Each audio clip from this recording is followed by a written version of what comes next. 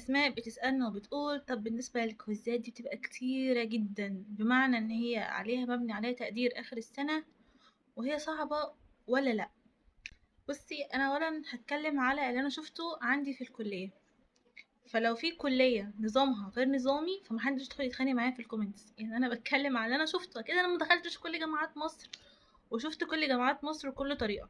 أنا بتكلم على اللي عندي. تمام؟ طيب، انت في الجامعة الموضوع بيبقى متقسم، كل مادة بيبقى ليها عدد درجات معين وبيبقى ليها توزيعة معينة للدرجات. الكويزات ضمن الدرجات، ضمن الدرجات. درجات المادة بتبقى متقسمة ما بين فاينل، ما بين ميد ترم، عملي لو فيها عملي، كويزات واكتيفيتي لو في اكتيفيتي. يعني اغلب الكويزات بتبقى عليها 5 درجات. وافتكر المادة احنا كان عندنا فورم 3 ما فيهاش عملي، فكانت الدرجات متقسمة بين الاكتيفيتي والكويزات والفاينل والكلام ده. كويز كان عليه وقتها 10 تقريبا والاكتيفيتي 15 او العكس، عشان كانت مجموعة على بعضها فانا مش فاكرة قوي. في الاغلب بتبقى عليها 5 درجات. طيب،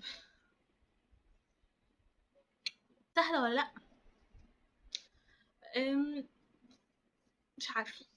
يعني في مواد بتبقى مرخمة جدا. انا فاكرة مادة الهوسبيتال ومادة الكلينيكال، مخرجتش من الكويز فيهم غير وانا طالعة اصيح للاسف.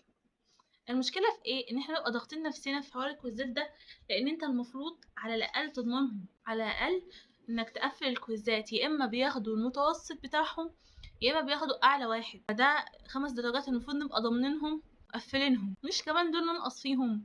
يعني انت متضمنش في الفاينل تنقص ولا لا، في العملي، في الميد. فدي بتبقى مذاكر مثلا داخل بمحاضرتين، داخل ب4 سكاشن، فككونتنت حلو لذيذ. فاللي هو ليه ما قفلش؟ هنبقى ضاغطين على نفسنا من هنا ان احنا عايزين نقفل وناخد ال5 درجات دول كاملين. ففي مواد بصراحه بتبقى كويسه وفي مواد لا. برضه اللي هو لا مش معناه ان انت هتجيبي 0 مثلا من 5، لا، احنا بنبقى داخلين فاحنا التارجت بتاعنا ان احنا نجيب 5 من 5. فانا لو وقف معايا سؤال هطلع متضايقه.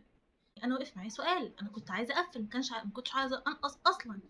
ال5 درجات دول مثلا متقسمين على ان كل سؤال بنص فتلاقي مثلا 10 اسئله، او متقسمين على ان كل سؤال بدرجه فتلاقي 5 اسئله، بس بيبقى فيهم اسئله مثلا سؤالين مش ألذ حاجه كده، يعني ما بيبقاش كله صعب.